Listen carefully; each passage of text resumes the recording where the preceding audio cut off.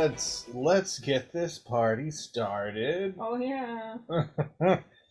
So, yeah. welcome to episode 53. Yes. Yeah, episode 53. Episode 53 of the Tavern of Realms. Now, last week we had uncovered a couple of interesting things about Ilvermorny Castle. A few people got sorted into houses.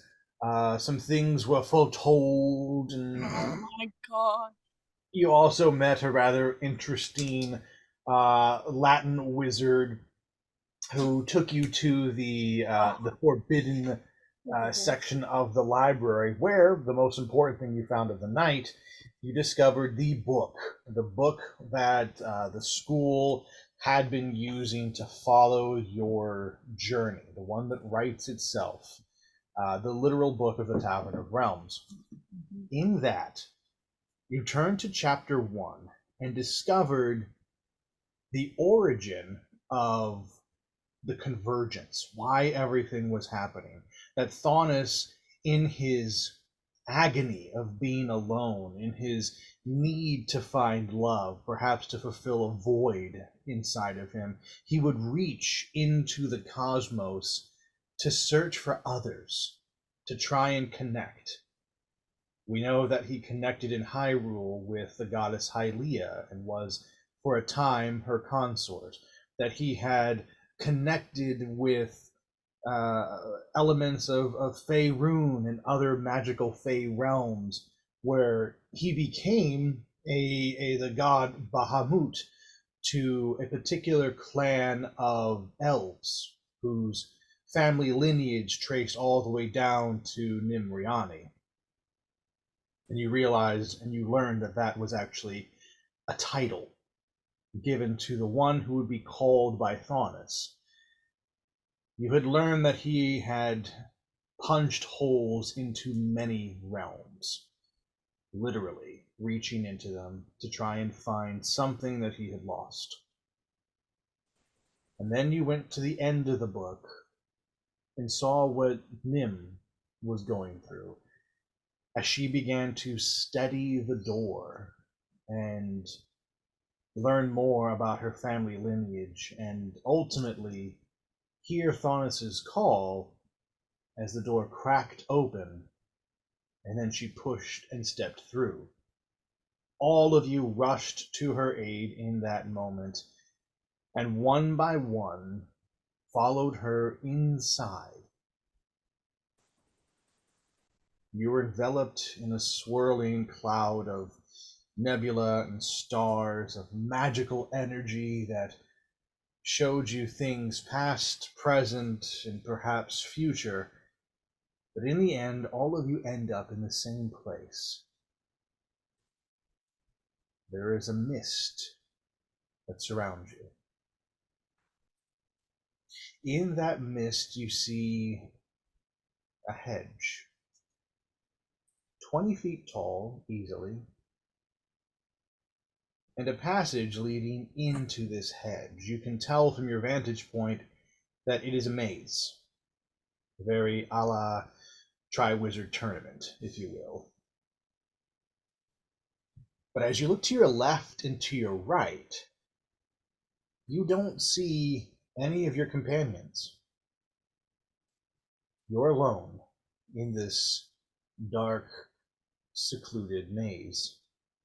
The only light comes from the nebula above you, and you can see clearly that this is the same space as the Tavern of Realms. You have looked upon this sky numerous times, and so you recognize it instantly. Furthermore, you can feel the same magic, the same presence. It smells the same. But instead of there being a tavern in front of you filled with people, it's a maze.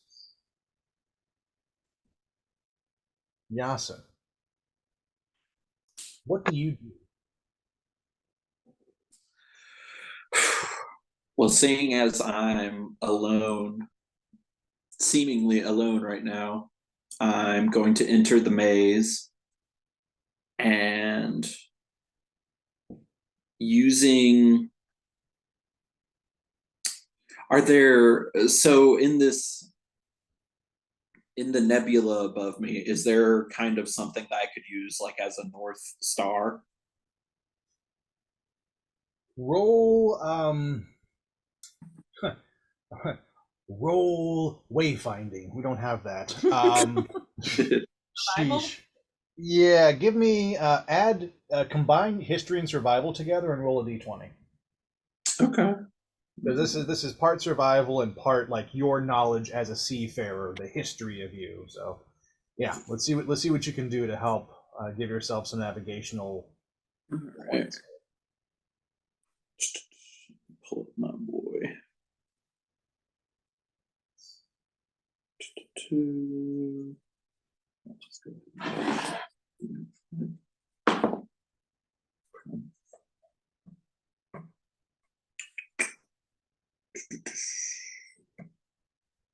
All right. It was history and survival. survival. Where'd it go? There we go. So 26. Okay.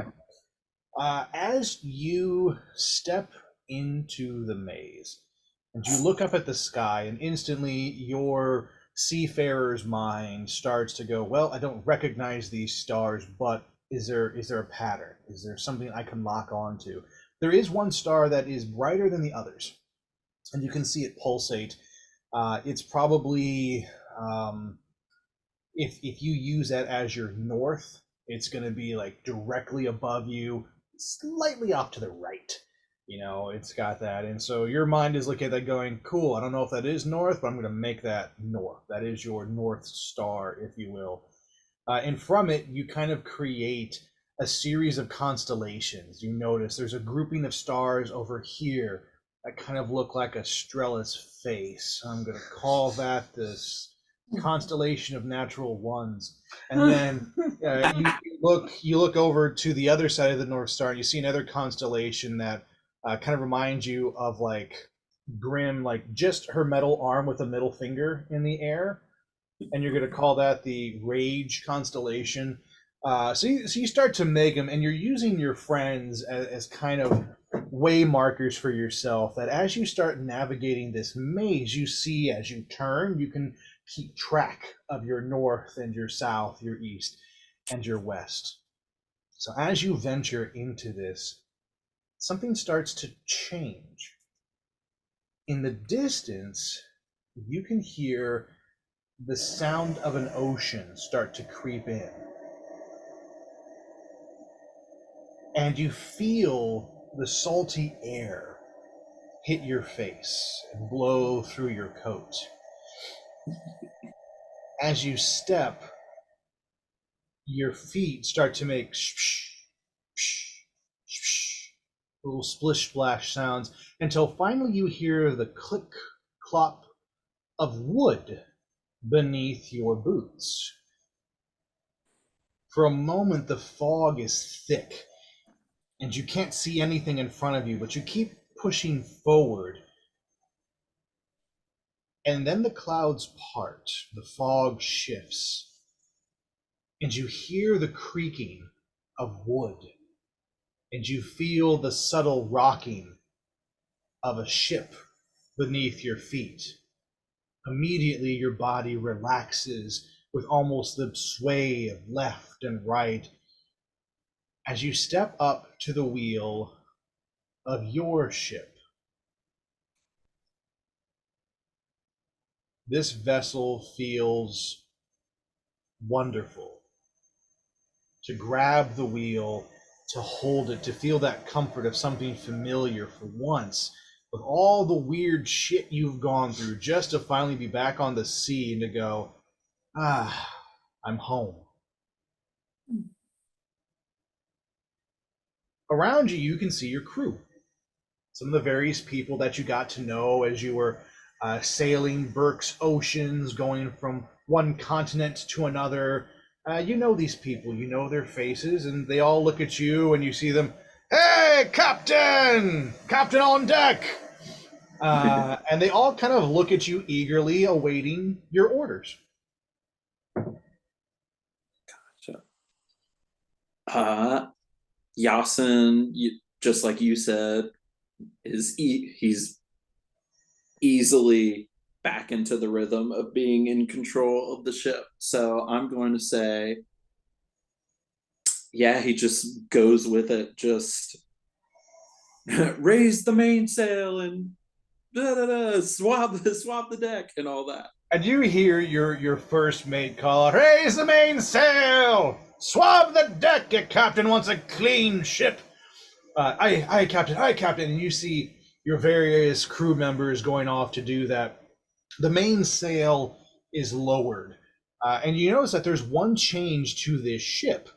The mainsail no longer bears the singular color that you saw before, the cream of a sail. This one was custom made. You notice that there is a crest on it. I want you to tell me, what is that crest? So remember, your ship is the High Phoenix. So what would represent your status as a captain, or rather even an admiral of your fleet? This sail, the mainsail, bears your crest. Oh, okay. So what is it? Describe it to me.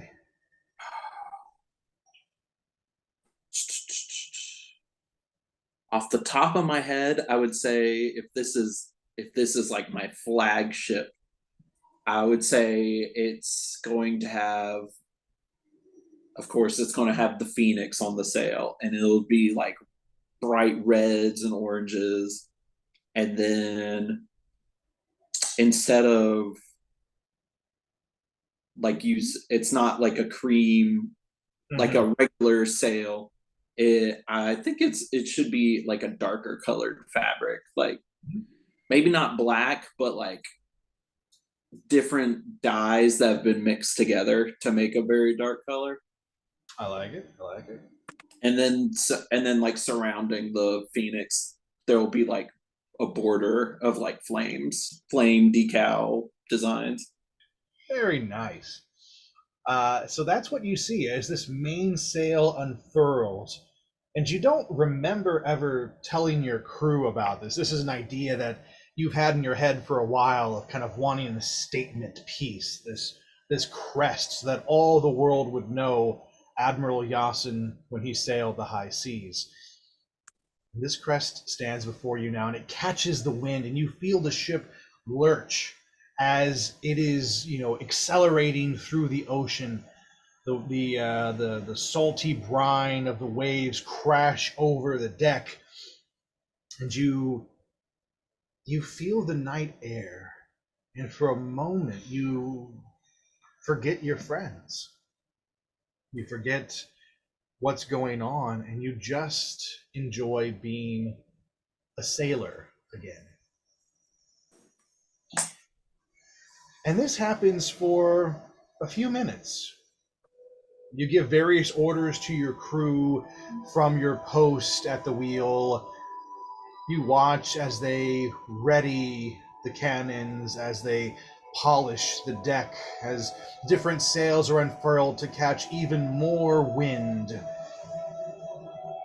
And on the horizon, you see another ship. She's equally matched to yours. And you feel the hesitation of the crew and the excitement build up as your first mate looks out and goes, "Ahoy, Captain! It appears we have a hunter in our midst." What do you do?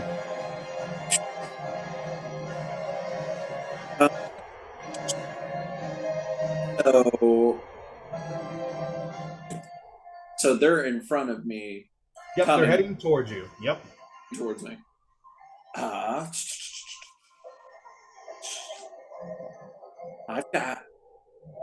got a crew to protect and a rep to maintain, so I raise a call to arms. Mm-hmm. As you do, the first mate goes over to this bell on the right side of the lower mast of the ship and starts to ring it. All hands on deck! Your captain calls you to arms, boys! And you watch as people from below deck, who perhaps were working with cargo and foodstuffs and things, start to climb out from various trap doors and the stairway and start to man your cannons. Now, to remind you, you have a health of 130 on your ship. Anything that you can do can be done through rolling a d20, pretty much. And you have a full broadside, so you have 3 cannons on either side of your ship right now. You've got half sail, full sail if you want to increase or decrease speed.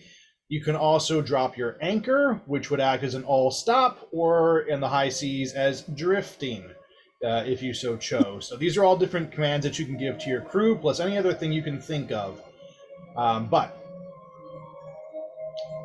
as your crew readies for combat, the first mate hands you his spyglass. Captain, I think you should be taking a look at this, sir. All right. I take it.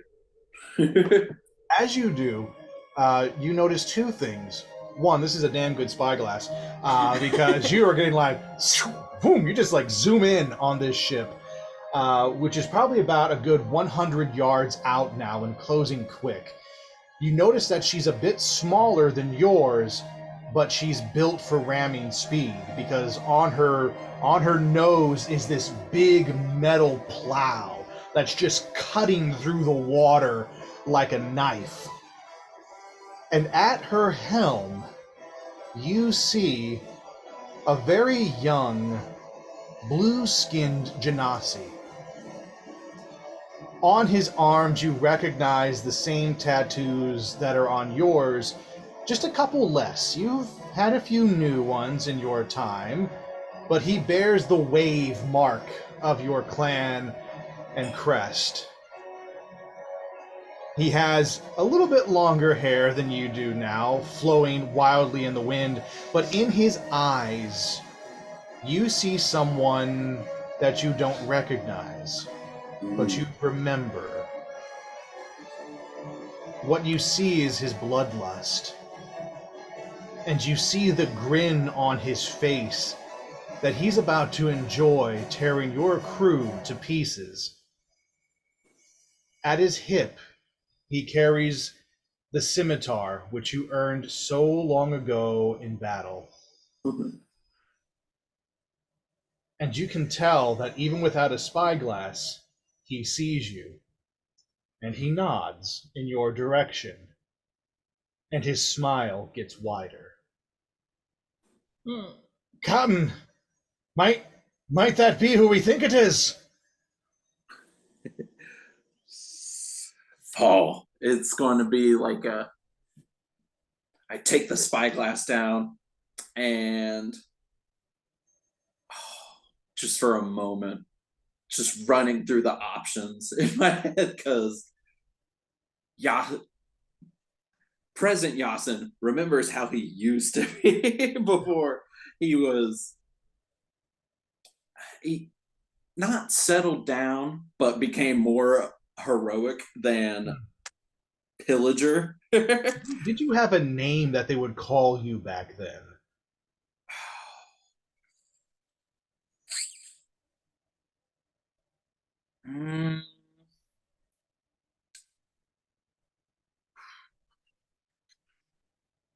No, I don't think so. I think it was more just kind of almost like the Princess Bride, like the Dread, well, maybe like Dread Pirate Yasin, like kind of something like. Captain, might we be facing the Dread Pirate, the Hunter of the Seas? Legend says that where his boat roamed, that the seas would literally turn red in his wake, that his crew was some of the bloodthirstiest men to ever roam these waters. Captain, say it ain't so. I wish it wasn't.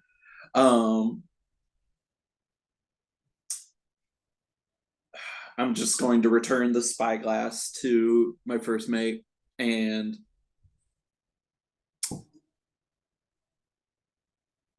just kind of reiterate, like, prepare for battle. All right, well, fuck me in the peg leg. Here we go.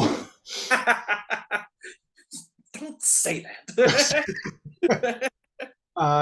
There is a noticeable shake to your first mate's hand as he takes back the spyglass. But you can tell he tries to steel himself, and he doesn't share anything with the crew. He just simply tells everyone to prepare for battle. You hear him bolster everyone. Ah, we got this! Look at the size of his ship. It's so small I can barely see it on the horizon. We'll blow this bastard out of the water. And he's hyping the crew as best he can, but you saw the fear in his eyes, and you know who you were when you were young. You know the reputation that you earned, and you know that this is no ordinary fight coming your way. As the crew battens down the hatches and so forth, you feel your adrenaline rise as the boat closes 50 yards, 40 yards. What do? You are now within striking range with your cannons. Well, to get so my cannons, I have three on the sides. Do I have like a forefront one that faces? You have two chase cannons on the front, yes. Okay. He's trying to ram me. You definitely see that your younger self, this dread pirate, gives commands, and you watch the ship start to bear down and aim for yours, nose to nose. So I'm gonna give the order to try to, like, we're playing chicken right now, but I'm not gonna,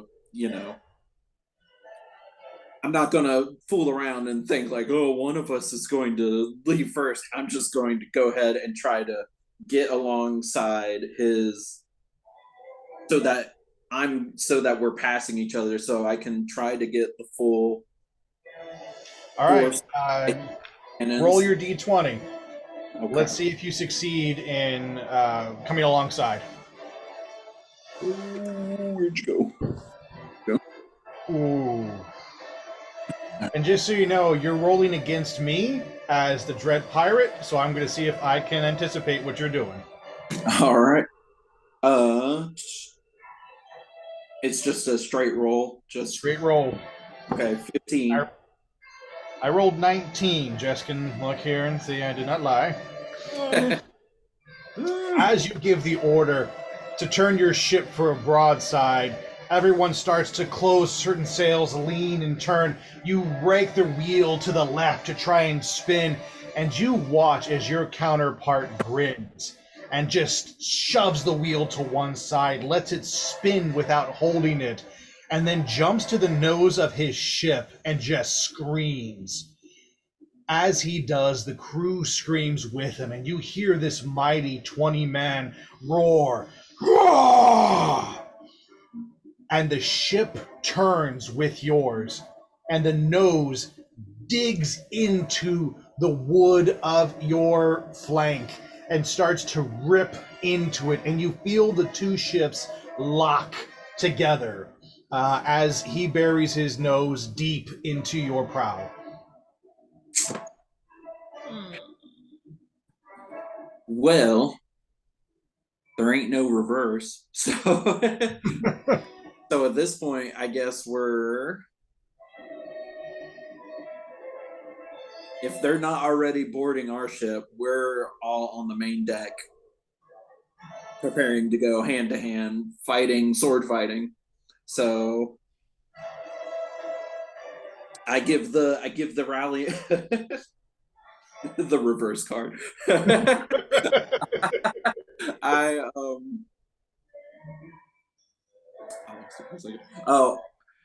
I take out my scimitar, and I'm going to, along with my first mate, call to my crew, and also I'm going to kind of use some of my water bending to, like, kind of pound the sides of the ship like a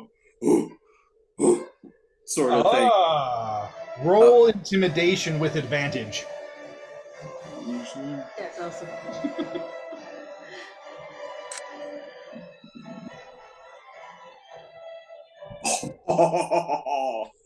Nat 20. Nice. Yeah, boy. So here's what happens. As you rally your troops and you hear the first officer call to arms, you start to raise the water, and your crew knows what you're doing. This is something you've done for years with them. This is your battle cry, and it's more subtle than a yell and more powerful. The waves, whoom, whoom, and you hear the crew just start to look at each other. Whoo, whoo, whoo, in time with each wave pound as you step down each step of your ship, making your way to the main deck. Whoo, whoo, the waves higher, higher. You watch as the enemy crew hesitates. Instead of immediately swinging over, thinking they have the advantage, they all stop in their tracks, unsure of what you're doing with the water.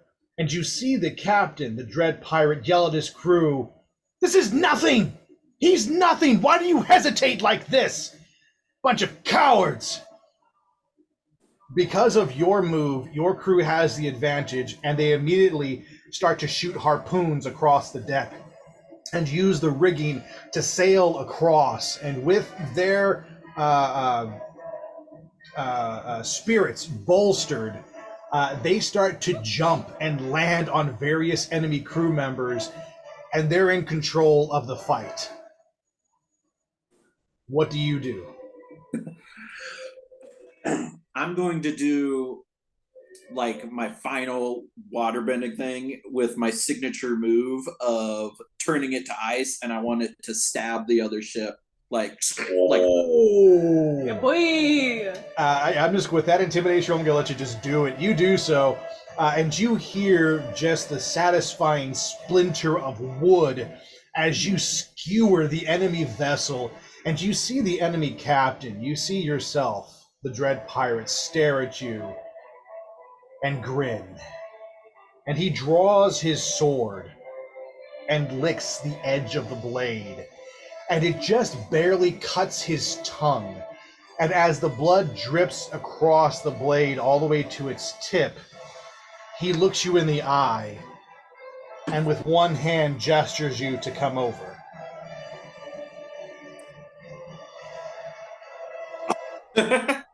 What an asshole.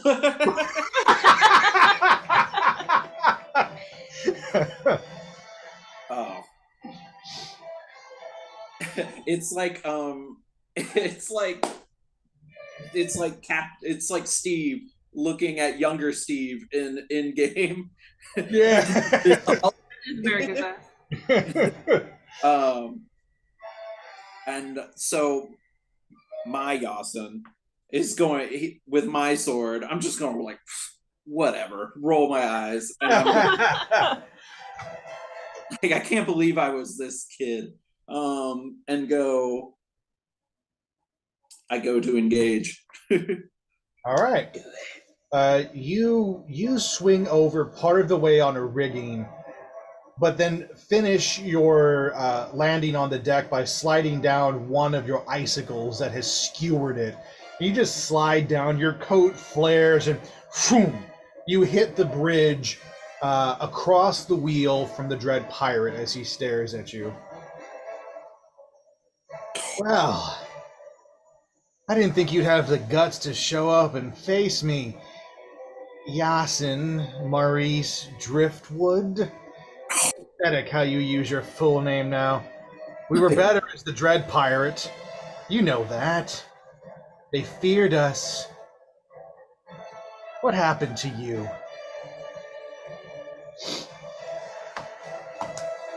Oh, I'm going to say that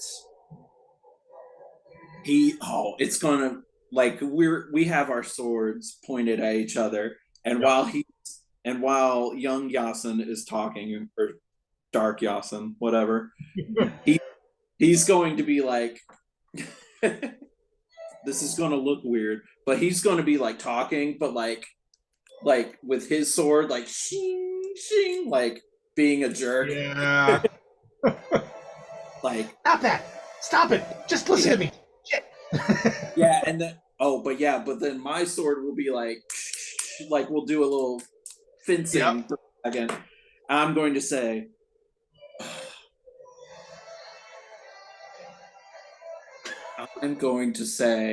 that times change and hurting your common people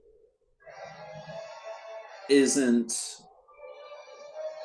going to give you the respect or reputation that you think you deserve, and that it's only by helping people and being consistently a good person that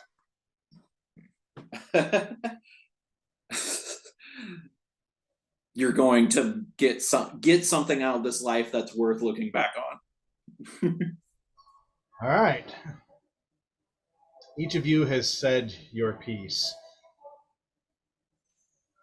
Roll your d20 to see who wins the first exchange between the two of you. I keep putting my d20 down different places. That feels so bad. All right. 11. All right, 11 versus net 20. Shit. The two of you trade back and forth. The sound of metal calls to you, Yasin, and you are, despite the moment of seeing yourself and reliving the stupidity of your younger you still are enjoying this moment. This is what it means to be a pirate on the high seas, to live by adventure. And you clash swords with yourself, and for a moment you realize, damn, I was pretty good.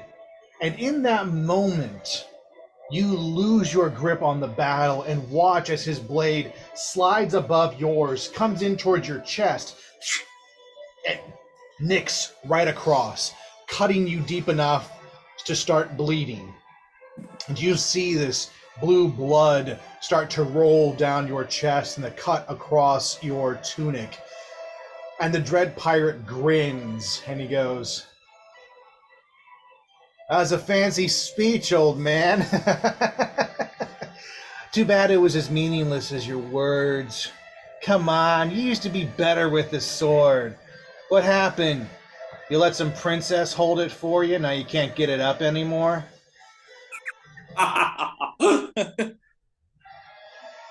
Oh. Yeah. Oh, just Yasin, just we're not gonna let this punk get in. I'm not gonna let me get inside my head. It's like the world's most intense therapy.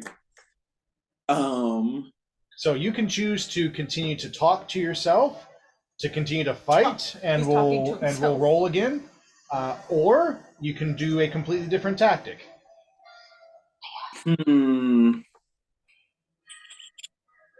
I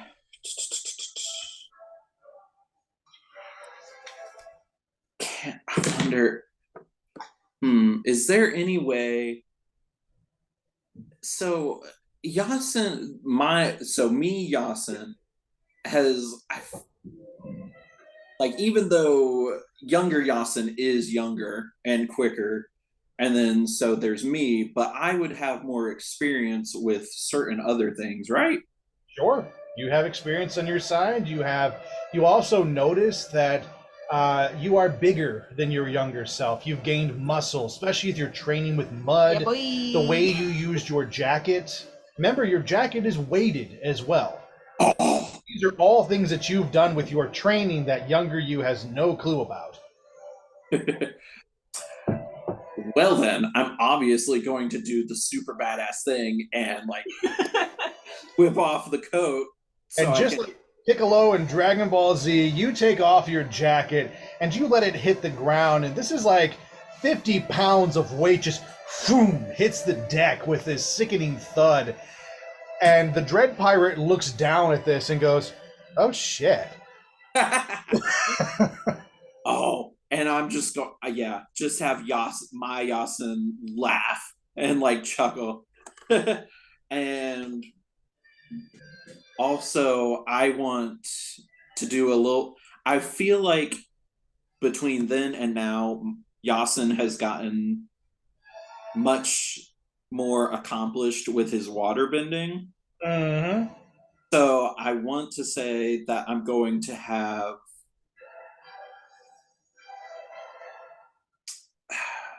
well, hmm.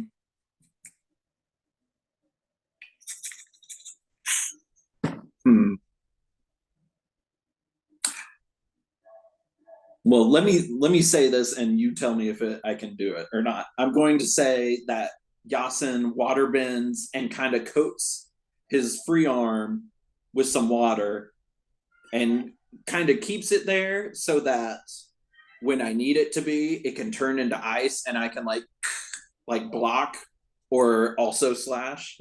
All right. Yeah, That's cool. you can do that. Again, you watch the Dread Pirate's eyes widen as you summon this water to your hand, and for a moment you have this rippling effect as the water moves over, and then you solidify it into ice, and as such you create this blade that comes off the top of your knuckles, and you have an ice gauntlet, and you can feel that at any moment you could relax that ice or stiffen it to keep the blade strong. But now you have a new weapon at your side, and your younger self goes, "Oh yeah, I can do that too, bitch." And you watch him summon the water to his side, and he rolls a 5. And what he manages to do is this wave crashes over. It slams into him rather than forming to his arm or any part of his body. It slams into him, and he falls to one knee and starts to cough. Okay, so you learned some tricks, old man. Fine. What do you think? This has to be enough to defeat me? I am you. You can't kill me. Maybe you're killing yourself, and that's weird. We're not that weird. Well, I don't have to kill you. I just have to put you to sleep. And then No one puts baby acid to sleep. And he lunges for you. I want you to roll a d20 with advantage. So take the higher of the two rolls because you have badassed yourself. Okay. You have to beat a 3. So, good luck. Oh, well, then 18.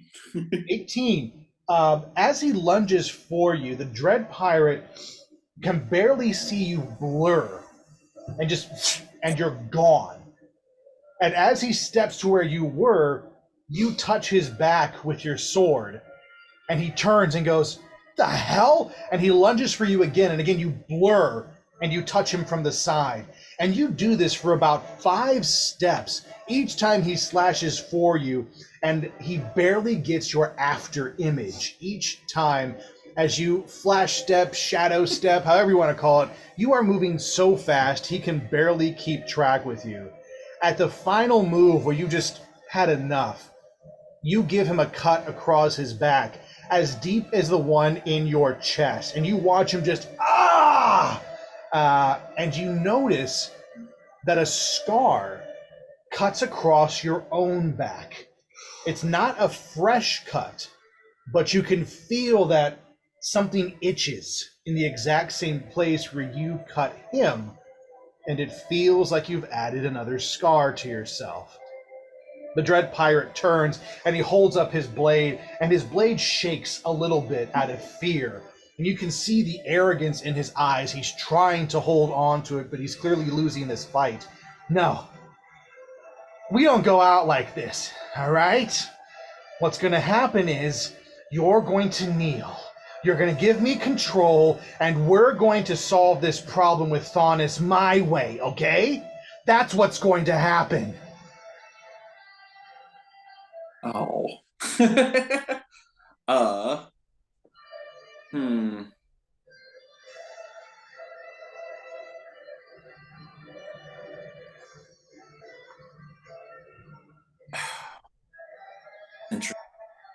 as you're thinking, you can hear your crew continuing to fight the battle down below, but enough of them turn and saw you flash stepping, cutting into the dread pirate, and you hear a roar from them, Captain Huzzah! And again, your crew is bolstered even stronger, and you start to notice that it becomes a 2-on-1 fight as your crew finishes off individuals and teams up. And now your crew is literally taking over his vessel, and you're watching the old men, or the old crew rather, of the Dread Pirate die at the hands of your new crew. Pretty soon, it's just you and the Dread Pirate, and your crew stands on the lower deck, clanging their swords together, chanting out your name, Yasin! Yasin! Yasin! I want to look at other Yasin and just be like, you hear that? And really get inside his head for a second. And then as you do that, to get into his head, it angers your younger self. The Dread Pirate looks at the crew and goes, What are you chanting for? Don't you fear him? Don't you worry that one day you'll wake up at the end of his sword dead?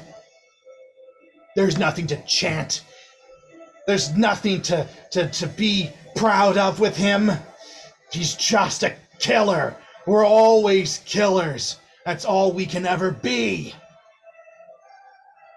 And he turns to look at you, and you see a rage in his eyes that causes tears to fall down his face. But he grips his sword with a new resolve and stands against you.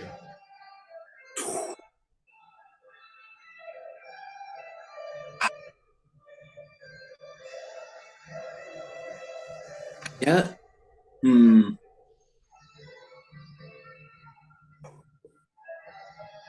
Seeing as I'm faster than him,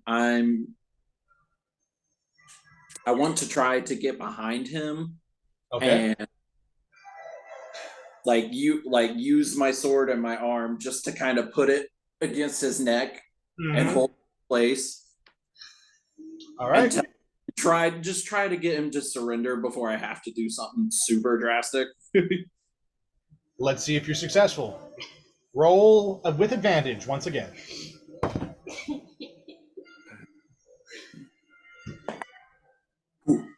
15. Against a nat 20. Holy crap! I'm gonna take this away from you now. Here's what happens. You flash step. Yasin, or rather the Dread Pirate, watches your body blur. He can't track you, but for a second, he thinks he knows you. And he brings up his sword right in front of his face as you cross yours from behind him. And you hear the clang of metal as he holds your swords at bay with his, and you feel his strength push against yours. You do not have him dead to rights, you are locked with him. Ooh. So I'm behind him. I'm just gonna do a dirty move and headbutt him. Ooh, Try to knock him. Roll for it. I like it. Beat an 8. 17. Hell yeah. Your heads collide, and you watch him barely catch himself before his head hits your blade. But that split second of loss of concentration causes his own sword to be put against his neck as you hold him tight. And now there are 3 blades pressed against him. Your ice blade, your scimitar, and his own scimitar. And you can see just the slightest trickle of blood as his own blade touches his neck, being the closest to him. In that motion, you hear your crew cheer, "Cha!" 20 men strong. And everything starts to quiet. The waves The sound of the epic music that was playing as you were fighting, everything fades to the background. And all you can hear is the sound of the dread pirate breathing and the beating of your own heart. What's it gonna be, Yasin? Is this where we end it? You just gonna kill me? To save your friends? To go and help your beloved Thonis, who called you because you were such a hero? Go ahead. I don't care if I die.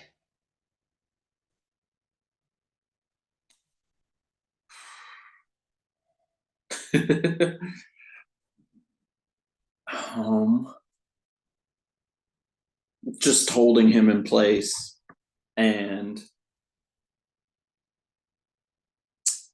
maybe somehow speaking to this version of Yasin kind of reaches back like across the void of time and like points like actual younger Yasin like on the right path. But like it's just going to be just like you said, a very quiet moment. And then right before I do the thing, I'm just going to just very quietly, like how it was with old Greg, just it doesn't have to be this way. And then I'll do it and take Dread Pirate out. When you say it doesn't have to be this way, describe the emotions that you're feeling. Just remembering what for Yasin what it was like to try to rule by fear instead of fairness, I guess would be the best way to say it. And Do you how kill that do you kill him out of forgiveness, remorse, regret? What's the one emotion that goes through your mind as you kill him? Why kill your younger self? Is this a I hate him and I have to get rid of him? Is it I forgive him and want to end his suffering? Is it what's your motivation?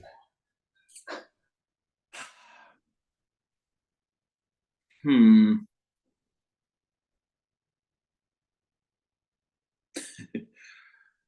guess it would be for Yasin. It would just maybe a little bit of regret for the way he was and the people he hurt, but also like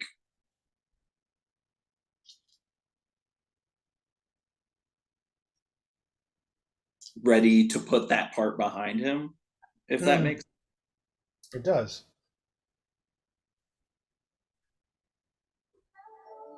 Your blades cross. And in this moment, you feel the dread pirate's body fade away as your blades cross and come down. You had a resolve to kill him, but your heart was not filled with anger or hatred. It was filled with remorse, regret, but also this steely resolve to move on, to not be this person again, and to be better. As his body fades, in front of you stands Faunus, and he smiles at you. Well done, Yasin. To forgive one's past is very important. It is something that I struggled with all my life. I reached into the cosmos to find love, and instead created destruction. And I could never forgive myself for that. The reason why I am dying is because I am slowly losing the will to live. Take this knowledge with you, Yasin Maurice Driftwood. And when you see me again, remind me of what you did here now. This is what you give back. The courage to move forward.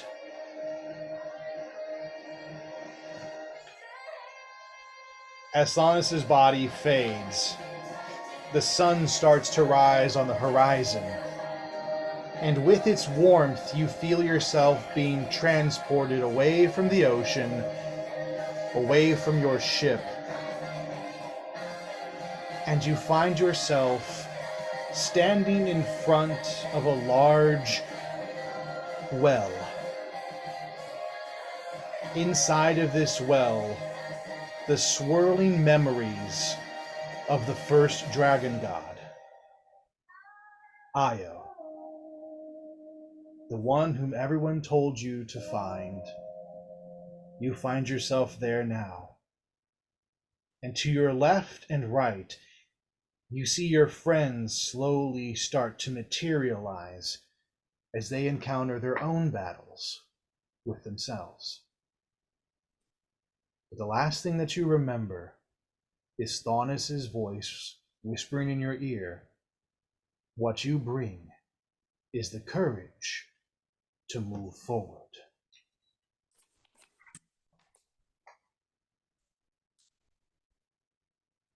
Grim. Yes. Your turn. Yay.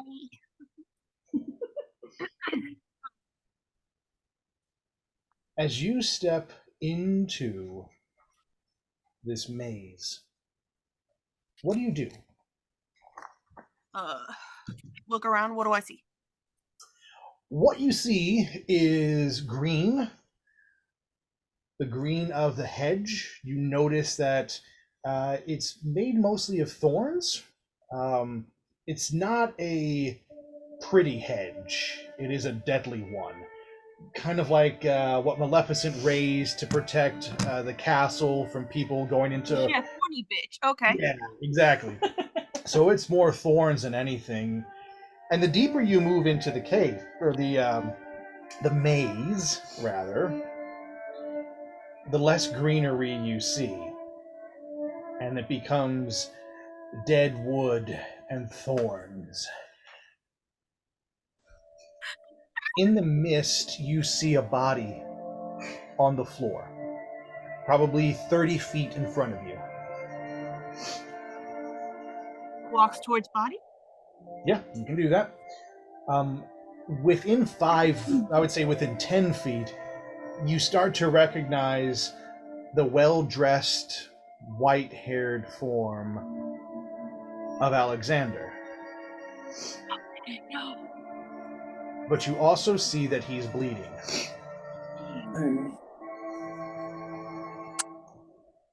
Okay. I guess once I notice it's him, I start picking up the pace and run towards him faster. Mm-hmm. He can hear your footsteps, and you see him turn to you. He's kind of face down. He lifts himself up to you, and he goes, Valencia, and turns onto his back. As you get up to him and kneel at his side, you notice that he has a gash from his forehead down across his face diagonally, and the gash continues down his neck and to his shoulder. Now, the gash itself is interesting to you because you would recognize this blade mark anywhere. Hmm. It's the same way your scythe cuts into flesh. There is the opening, but there's this cauterizing of the wound and this residual black magic, this energy, this necrotic power that your scythe wields. And you see him. Valencia. No. Why are you here? I'm gonna be like, what are you talking about? Like, she's gonna grab him and kind of be like, what's happening? What's going on? You know, maybe grab his face. What is his reaction? He looks at you, and there is a mixture of fear and love in his eyes. Valencia, no. You cannot stay here. And you notice his body starts to spasm, and you get the sense that he's holding something back. I told you I can't hold this any longer. Hold what? Me.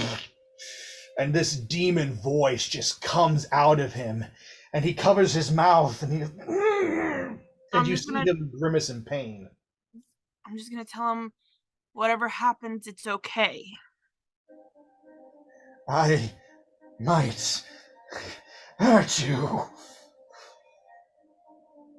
It'll be okay. That's all I'm gonna say. He looks at you. I want you to roll persuasion.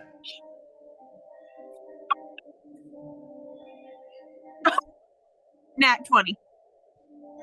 Well done. I'm surprised that happened. It was just like, You see the fear leave his eyes, and all you see there is trust, love, and hope. Okay. And you feel him release his breath and release his hold. He's gonna kiss his cheek and whisper in his ear, everything's gonna be okay. As you do that, you feel his body transform in your arms. And he starts to rise up off the ground as you hold on to his cheek, and your hand remains there as you pull away. And the entire form of his demonic presence is there. The wings unfurl, the width of the entire place. He breathes heavy. And the scar that goes across his body now drips black blood onto the ground. And he breathes.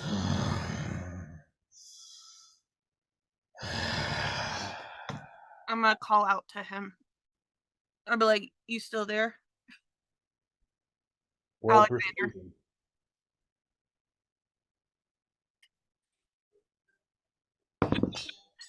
Hello.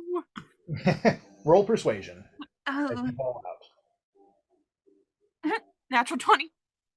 Shit. Nice. All right. All right. Man, you on a roll. Bestowed blessings upon me. I say that now.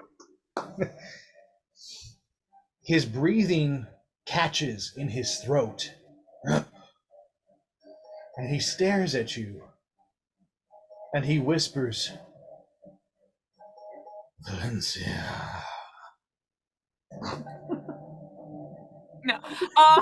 And his for a minute his eyes go from being pure black, this beast-like look, to controlled pupils, to the eyes of a man, something that you can see.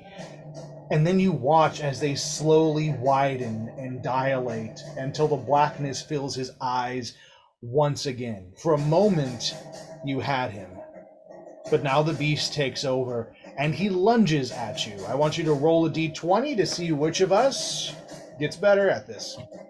Let's see who's higher. All right, beat a 2. You got a 4? Well, I had a 2. So. Oh, okay. Yes, that was. Dang. I was like, oh, I got a 4. And I was He like, got all his D20s out. I got my 2. Alexander rushes for you. And what do you do? Since he's so big, I'm gonna sidestep and kind of just push him with some mage hand, because I don't want to like use, not yet at least, I don't want to use Eldritch Blast. I just want to kind of give him a good shove Yeah. Away And from. as you sidestep and throw out your hand, your mage hand power comes out from there and just sort of gives him a push. And you watch as he takes 2-3 wing beats to control himself, lifts into the air, turns, whoom, and lands about 20 feet from you, breathing heavy. What do you do? I'm going to summon my wings, have them out, You can do that. and then gonna kind of. Can I actually do like an? I don't know how to say this, but like an Arcana check, I guess, to see if he's even there. Sure. Or I guess that would be awareness. I don't know. Some kind of check to see if he's even there, because I know he's not alive. After, the whole seeing him, I rush to him. Kind of want to see if. Sure. Give me a straight D20 roll. You versus me. Okay. Yep. Okay. I got 14. I got a 10. As you reach out with all of your senses, all of your magic, you desperately search to see, is Alexander there? Or am I fighting a shadow? Is he a ghost? Is he a demon? And you push past all of this animalistic bloodlust and rage, and you go, yep, I got it. Yeah, good boy. And you get to the heart of this creature, and in it you can see Alexander. You see him kneeling in a pool of blackness all around him. You suspect that the water under his knees could be blood. It could be his own blood, as you see his cut start to drip a bit. I'm gonna put my hand to my chest Hmm. and see if, while I'm looking at him inside, if he reacts at all. Like, just put my hand here, kind of Yep. put like a pulse through it, kind of thing. If that makes sense. Sure. Like the way you always used to call on him. Yeah. Roll D20 with advantage. Your highest number. 15. Here's what happens. As you call to Alexander, you see him look up. And he looks around as if he can hear your voice. Valencia, where are you? I need your help. I'm And going then to. you can do what you want to do, but as you do, you feel yourself almost have a second sight. One on him, but one on the actual battle happening, because the demon is lunging for you again. He flaps his wings, and you have 20 feet between you and him before you two make contact, but you are hovering above the ground with your own wings. What do you do? I'm gonna shoot straight up. Roll a d20. Okay.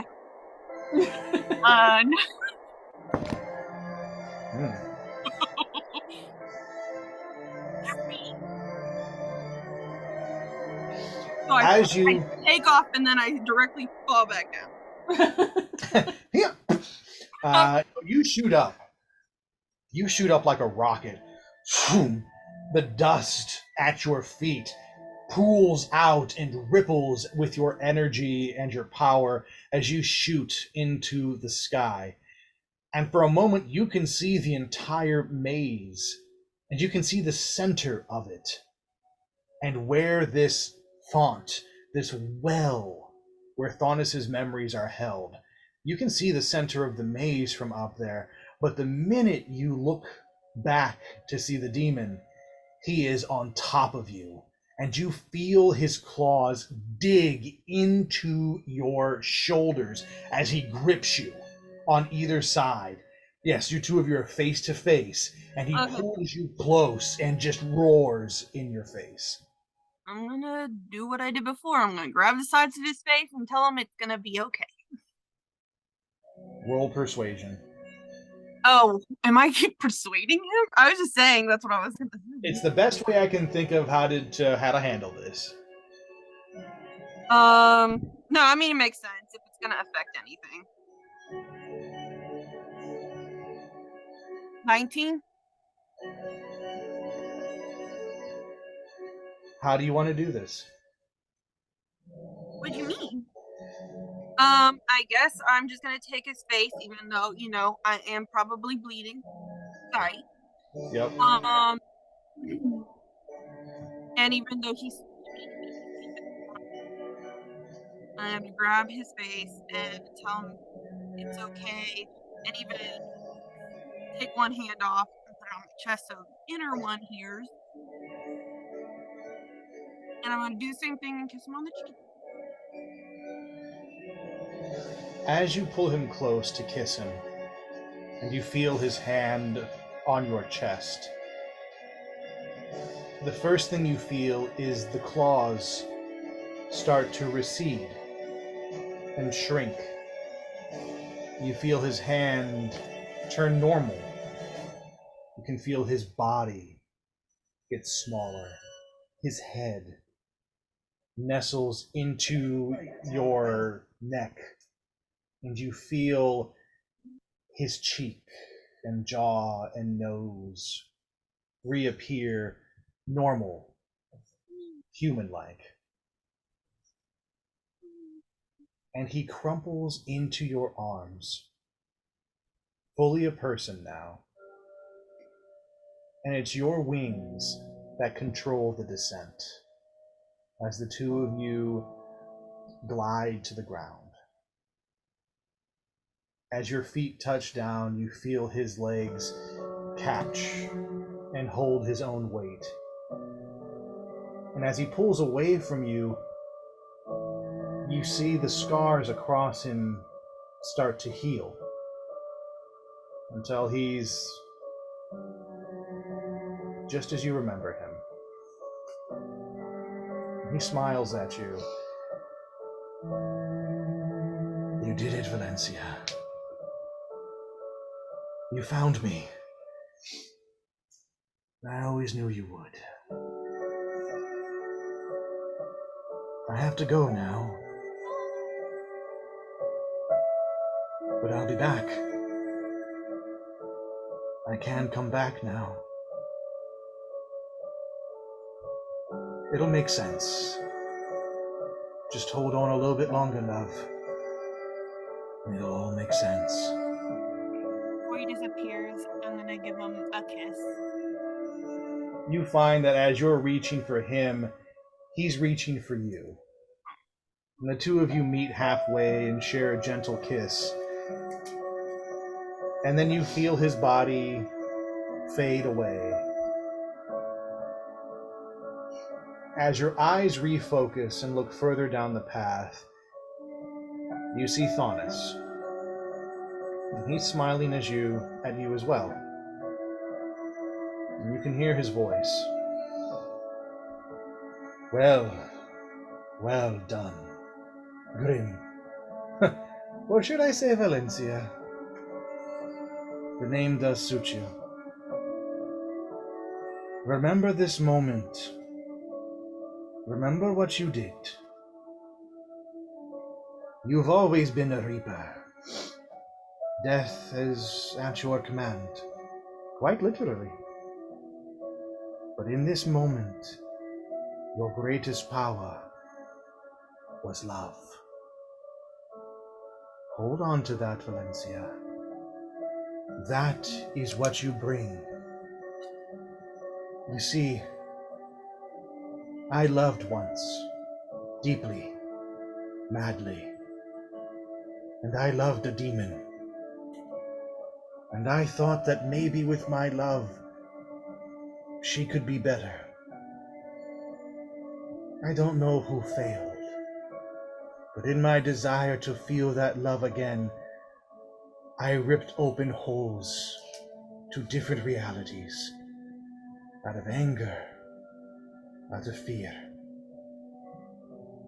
The next time you see me, remember this and remind me of what you did.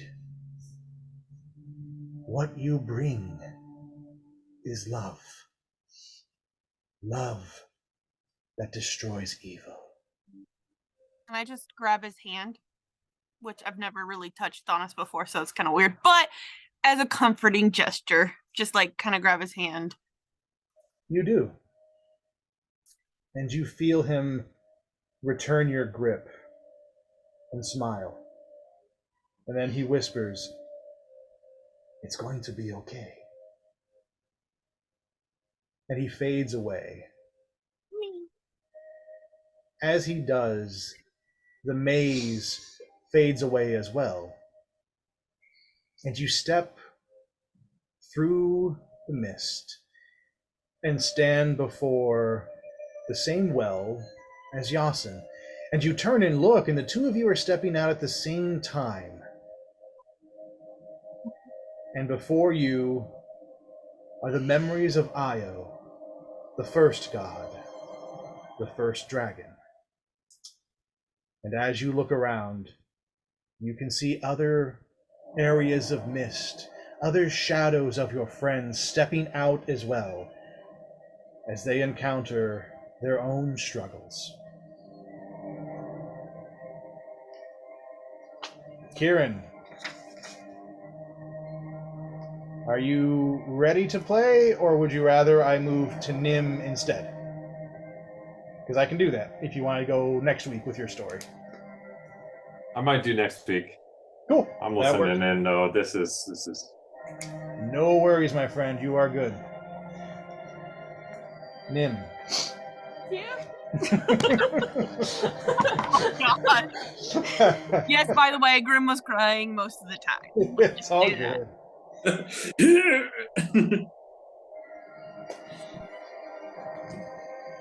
I'm gonna have to shut that off so I don't see the You can't. Don't get distracted by the chat.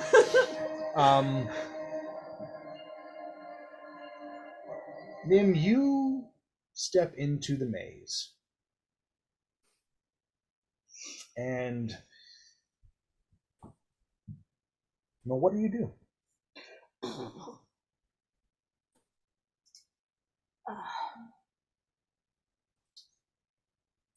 Can I make like an insight check or something to see if there is a straight way through, or if it's all walls mostly? Sure. Roll insight.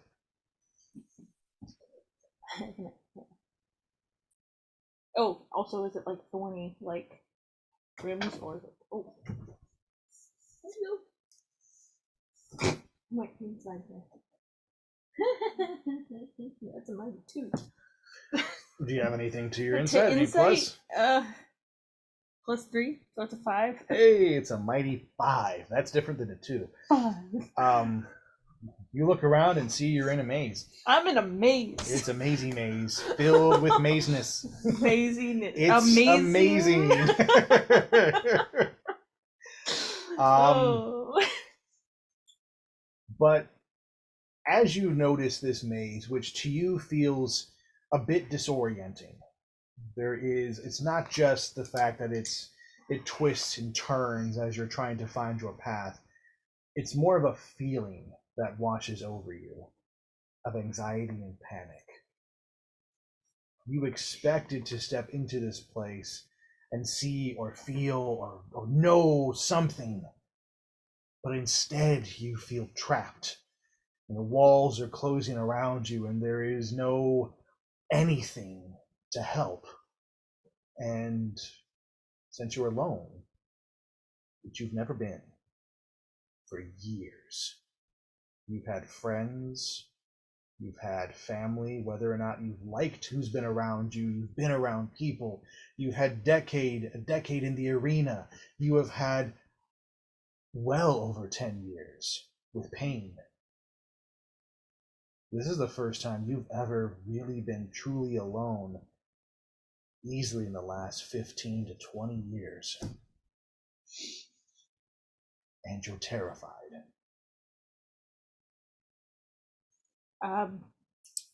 In my attempts to fix the situation on my own, I'm going to try to start climbing the hedge wall.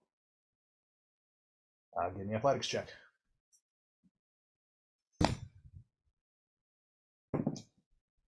Oh, that's a natural 20. Plus 9.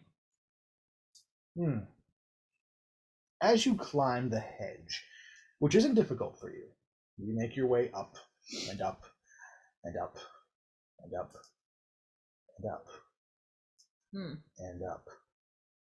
And where you think you should have been at the top a long time ago, the hedge never crests. You never get to a top. You're always 5 feet below where you think you should be. And you look down, expecting to see hundreds of feet below you, but you're just barely 20 feet off the ground. It's almost as if you're on a treadmill right now, trying to climb over, and you can sense that the hedge will not let you reach the top.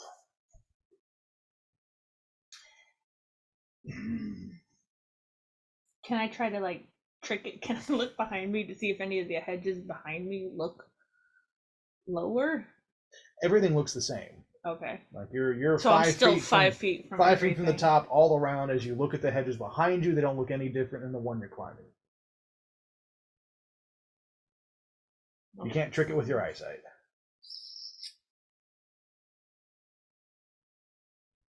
No, I was gonna try to jump from one to the other. But... Well, you look like you're the same height all the way around.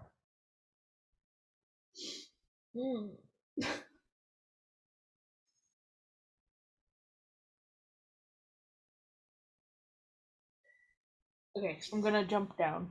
Yep.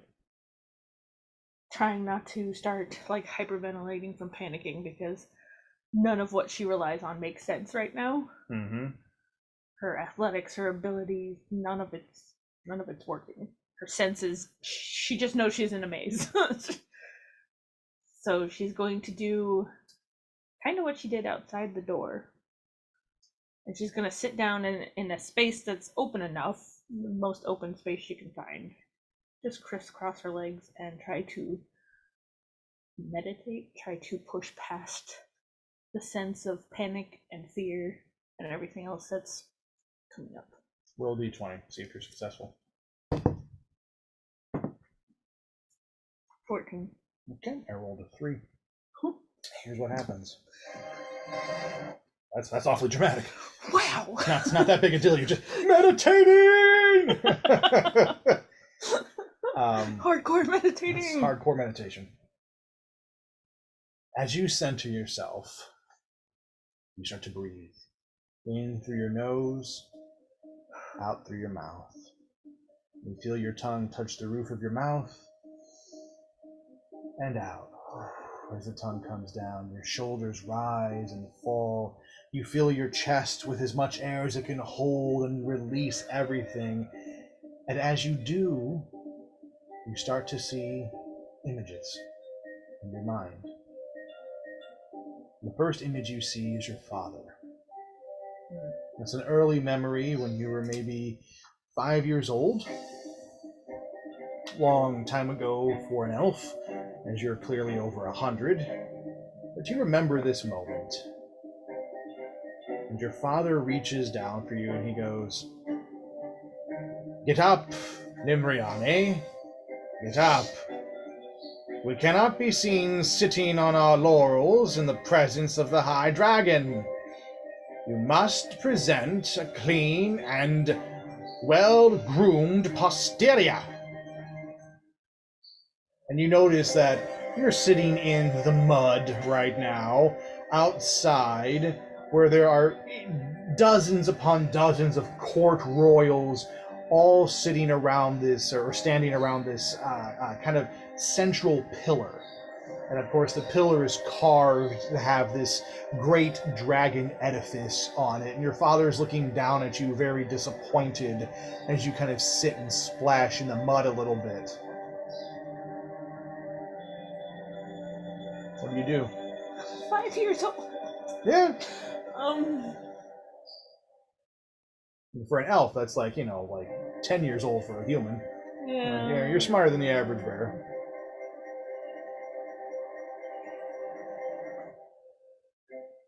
I'm going to actually going to give him like a little scrunchy face, like, you're no fun. And I'm gonna sit there a little longer than I should, seeing as he's telling me to get up. I'm gonna take one more like little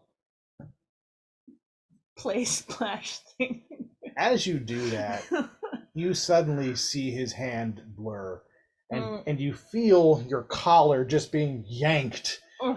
Him moving at elven speed, he grabs you and just yanks you up, just and you feel this magical wave flow around you, and you know your father's magic, and what you feel is a prestidigitation happening. He's cleaning you up, making you presentable. You see your clothes fix in the mud shift away, and your hair goes on end. Now you can feel underneath the magic. You still feel your muddy shorts and everything on that. You can still squish it, because prestidigitation simply hides what's there. But you know this feeling because your dad does it to you all the time. Hides the way you look and instead presents his view of what you should be. Mm-hmm. As you stand up, you're now 14 years old, feeling the same wave of magic around you as he fixes your clothes, puts you in the right dress, with the right hair and the right jewelry, and he goes, "You think by now you would have learned, Nimriani, that we present ourselves to the High Dragon in our best His attire."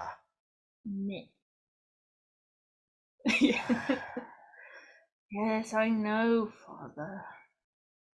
Is it something I've done? Have I failed you? Have I not taught you the right things? Have I not impressed upon you the importance of your status, your rank, who you are? Oh no, you've done that quite well. Not well enough, clearly. Now take your place. And he motions to the podium. You know from years of doing this that what he expects is for you to stand at the podium, to open the great book, and to read the passage that is read every year, where the great dragon came down and chose your clan to be the bearers of the High Dragon.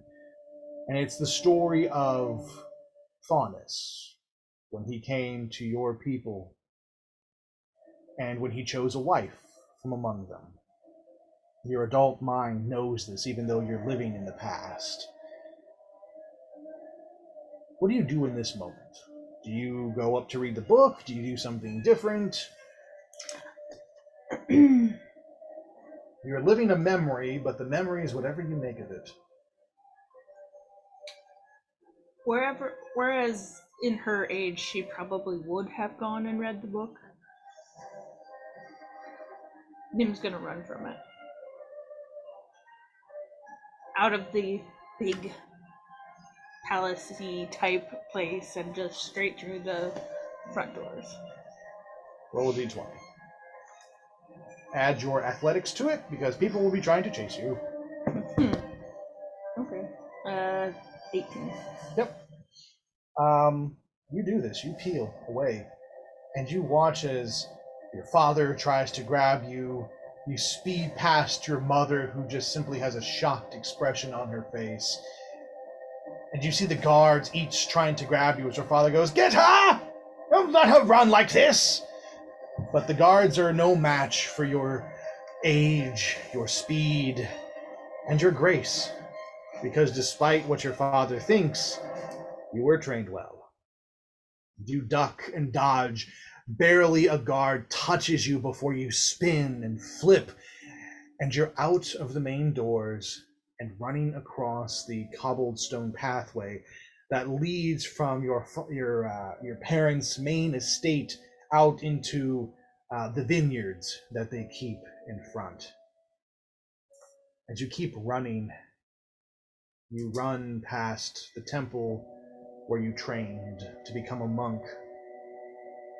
You run past your friends who you made there, and the teachers who took you under their wing. You run past ruins and various relics, antiquities, in caves, in museums. Each one you help to find and destroy because that's what you were taught. To find relics, to seek out the evil, and to destroy it.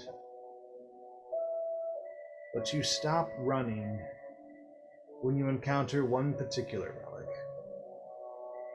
A green gem. You remember this temple.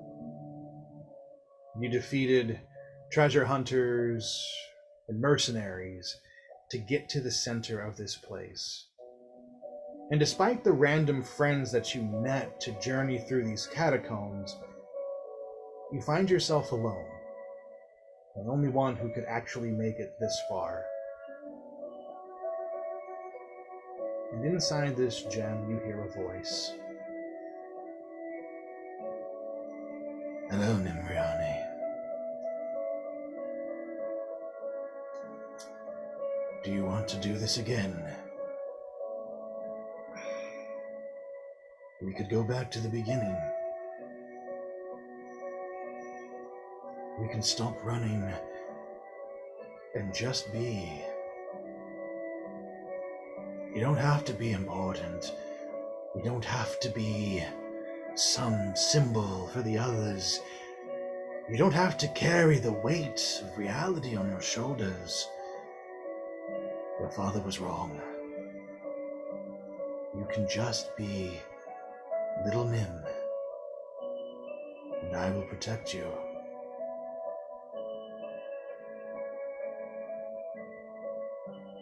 I'm tired of being alone. Even when I'm with people anymore. I'm alone. Even with me.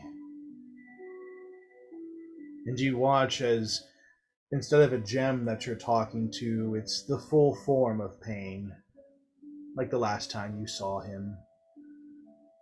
His golden robes and armor, his green emerald skin, and his long horns.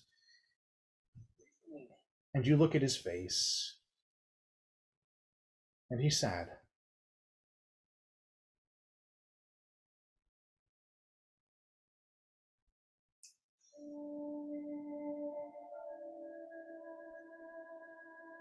I shouldn't want to. I got rid of you. Damn it.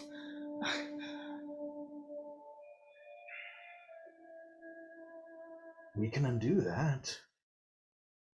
Here, in this realm, time doesn't work right. It's sticky in places. Your friends, they found that out. Did you know that Yasin was able to forgive himself? His past crimes, the bloodlust in his heart? Or that Grimm saved Alexander?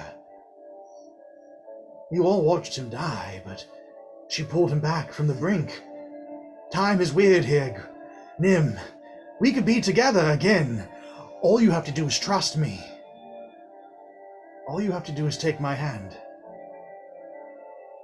And I can be better. We can be different.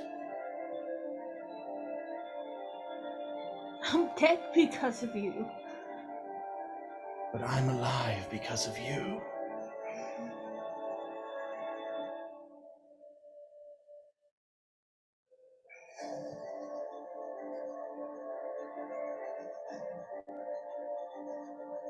I should be focused on protecting my friends.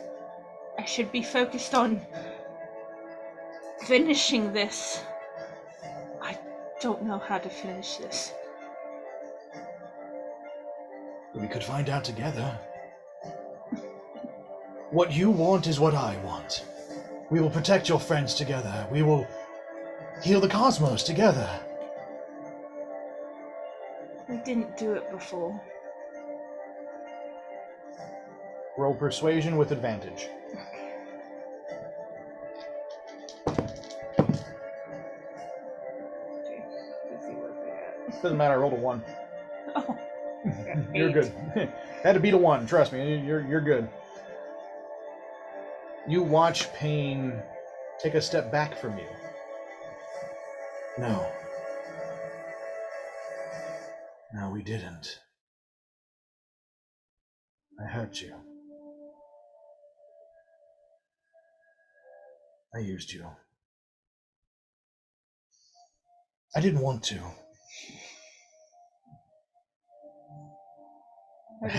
How do I know that's true?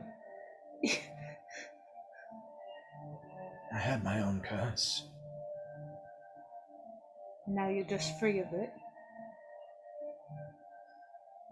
No. I'm not. She still holds me. Well, maybe that's the point of me then. Maybe I'm supposed to find and defeat or help all my friends, including you. Pain smiles.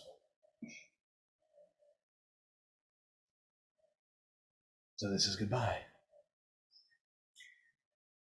This is until the next adventure. Perhaps. I'm dead anyway.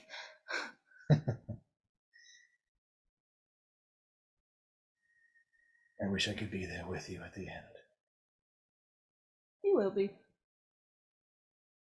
Oh, sweet. You want to know a secret? I really did love you. And you watch Pain disappear. And in front of you stands Thaunis. Everything fades around you. The temple, the sand. And you're back in the maze. Thaunis is barely 5 feet in front of you. And on his face, you see tears falling down his cheeks. What do? I almost shyly step forward, knowing that she's still very much vulnerable and very much anxious in this situation. But she does reach up and wipe one of the tears off of his face. He turns his head into your hand and smiles. Oh, Nimriani.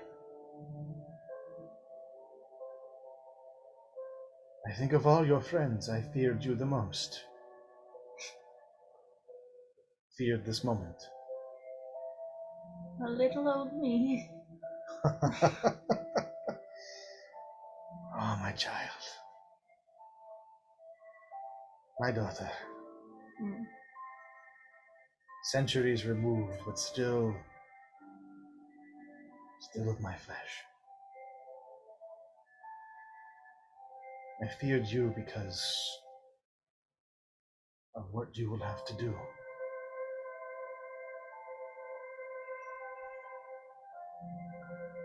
Whatever it is, I'll do it. I might find purpose in it.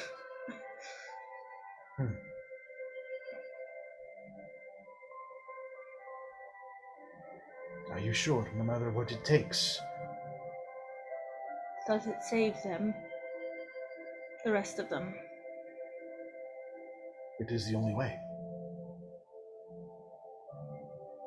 Will I be alone? I don't know.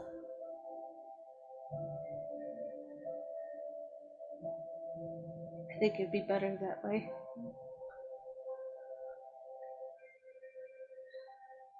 Roll one final d20.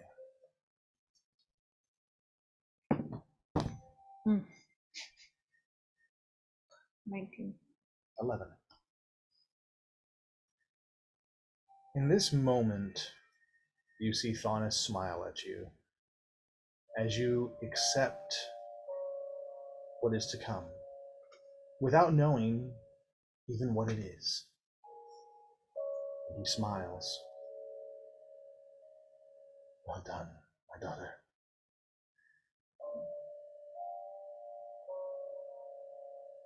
There is great pain to come. Bring it on. There is also great joy, if all goes well. Pain did not lie to you. Your friends are succeeding, and they are learning what may help fix what I caused. When you see me again, remember this moment and what you did. You chose to stand alone, to fix what was broken, rather than make my mistake, to seek others, no matter the cost. This is what you bring. A steadfast hope in yourself. Remind me of this. And he fades away as he says this.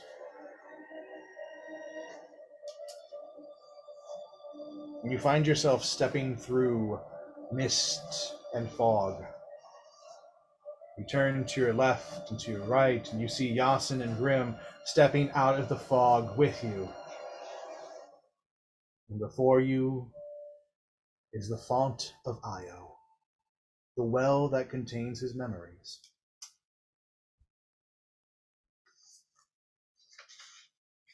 There are still others who must undergo their journey. And the three of you sense the turmoil that they face. Keladri, Kieran, Mud, Estrella. But each of you three hold a piece of the puzzle. Hold on to that knowledge. Know what brought you to this well. Because soon, the end will be upon you. And you will have one final chance to save all of existence. 3 down, 4 to go.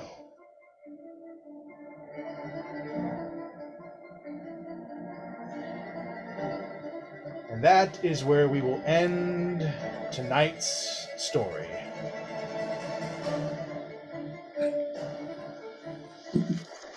Well done, you three. Nicely told. I have to give you all a round of applause. So I wasn't expecting that to be my thing.